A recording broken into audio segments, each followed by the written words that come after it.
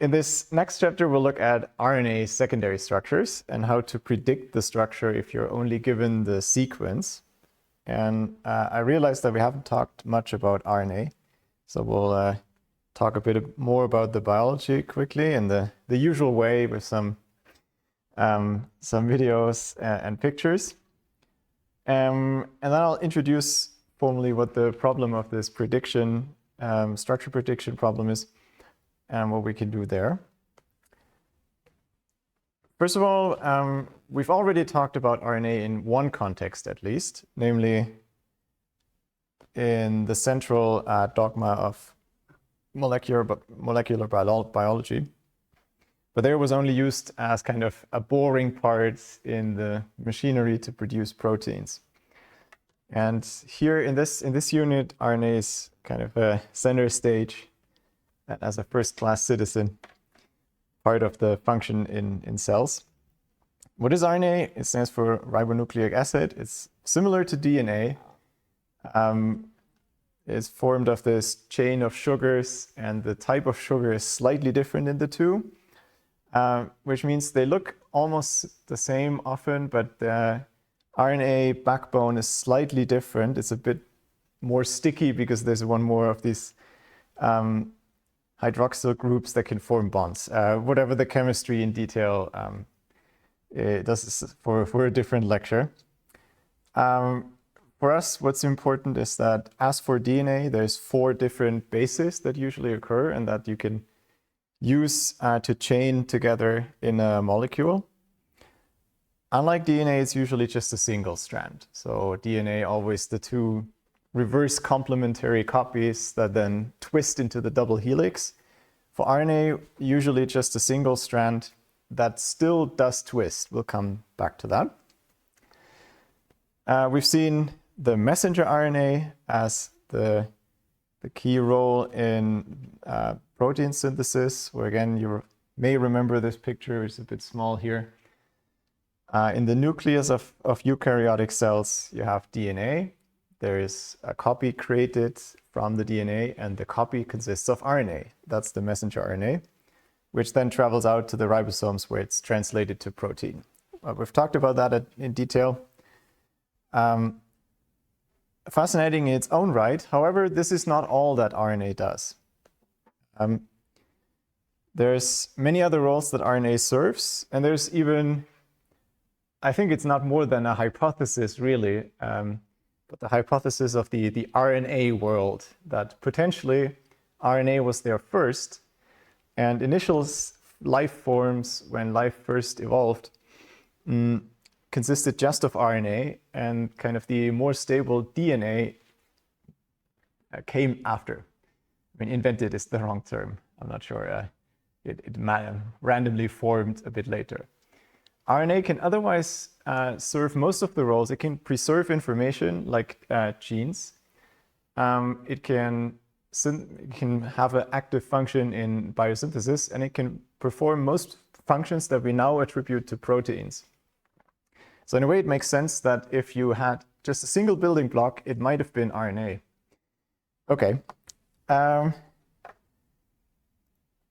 video I want to show you is from some teacher training program. So it's targeted a slightly different group of people.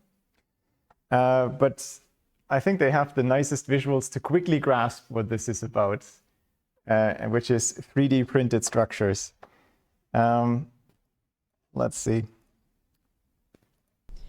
All right, so I want you to feel really comfortable about complementarity, because that is going to come up over and over again in this module. Now, in addition to DNA base pairing with itself and RNA base pairing with DNA in order to form an RNA transcript, RNA can base pair with itself, and a DNA strand can base pair with itself. It's possible, if there are stretches of complementarity in one strand of RNA or DNA, for that strand to flip over onto itself and and bind to itself. Sometimes they call that a hairpin if it just it flops over and binds to itself. That isn't always the case. So all RNA is not destined to be protein, to be translated into protein. And you probably are already aware of that. You just don't maybe think of it that way. But there's a lot of RNA that is called non-coding RNA, which means it doesn't code for proteins. It is coded to be molecular machine all by itself. It's going to have secondary and tertiary structure and act like a molecular machine, like proteins do. And you know of some of these already, okay? So if we look at this, we talk about transfer RNA. Well, transfer RNA is non-coding RNA. It's a molecular machine all by itself. We talk about the ribosome, ribosomal RNA, and that's what we have right here. Okay, it is a molecular machine made up of primarily RNA. So how does that work? So we know that proteins, based on their sequence, fold into a very specific shape that is important for them to carry out the jobs that they have, or the job that they have. And RNA is similar. It folds into these very complex shapes based on a couple of different factors. And one of them is complementarity that we were talking about before. So base pairing within itself. And if you look at a tRNA, you can see that it is just one strand of RNA that circles through and then base pairs with itself. And then what it does is it turns into a very twisted, complex 3D shape because of a stickiness of the backbone that we're not going to go into, but the fact that it's ribonucleic acid and not deoxyribonucleic nucleic acid makes it have a sticky backbone that will allow it to contort and stay into these shapes. So on this graphic, you can see that that RNA, as we know, is single-stranded. And if it is destined to be a transfer RNA and not translated into a protein, it then can base pair in this kind of cloverleaf pattern, they call it, because it's got these regions of complementarity that we were talking about before. And then, because it's got that sticky backbone, it then twists into this three-dimensional shape that is very specific for its sequence. So this structure is very specific and very required so that it fits into the ribosome just right so that it can add that amino acid to the end of the growing peptide strand, right? So that is one example of a non-coding RNA.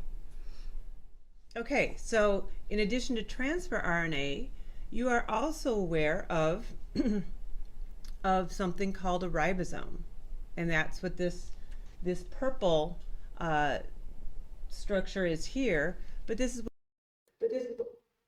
Okay, I think that's enough for now for getting the gist of many things. I mean, I find the play area behind her really cool, where you can see how you do copies of DNA and so on.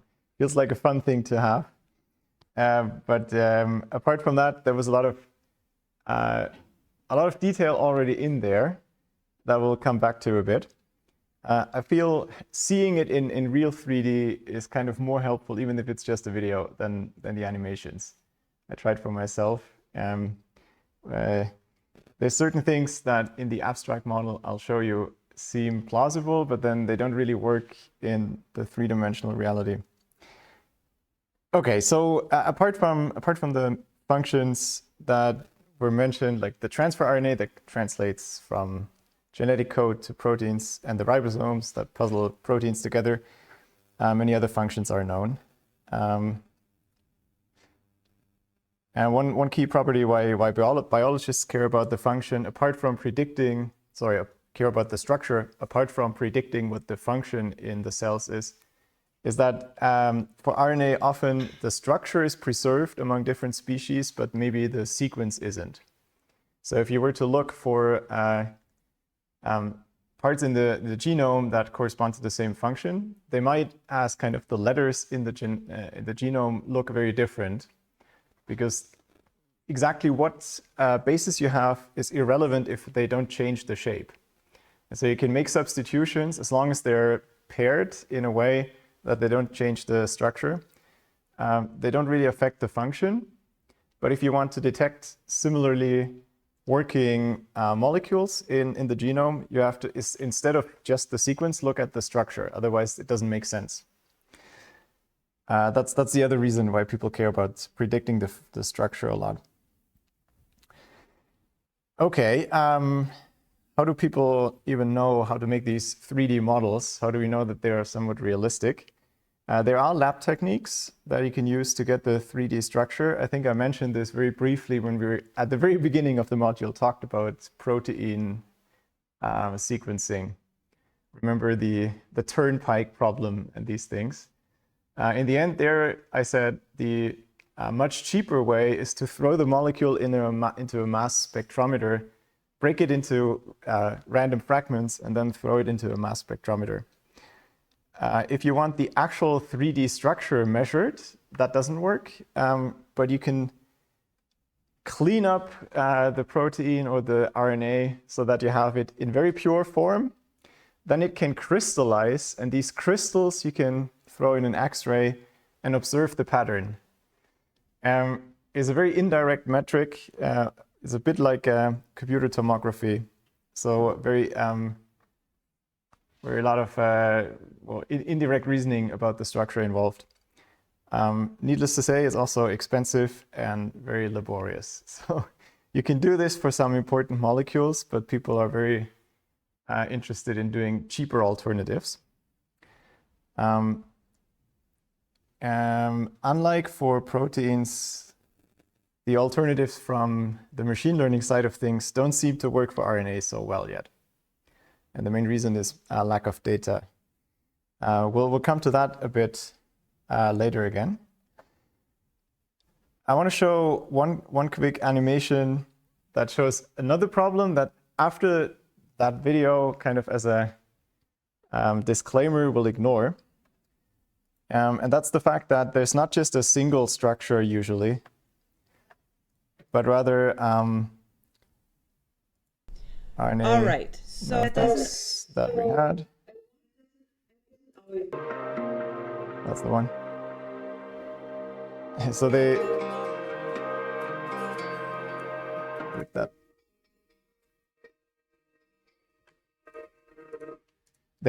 They tried to measure in real time how these molecules behave and look like, and it doesn't immediately find the right structure, but rather this yellow part forms step by step. In that initially it's in some random shape, and then step by step it forms into the final structure, the final shape that it then takes. But you see it still wobbles around, and that seems to be, let's just play it again. That seems to be also something that happens. Remember, these are all essentially in water in your cells. And it's reacting with other things. It might depend on how much salt and how much acid there is in the environment, in exactly what shape it forms. So some molecules are also known to flip between different conformations, and that also has function. We'll mostly ignore this and just focus on predicting the single most stable form. In particular, for comparing, say, between different species, which RNAs have the same function, that's good enough.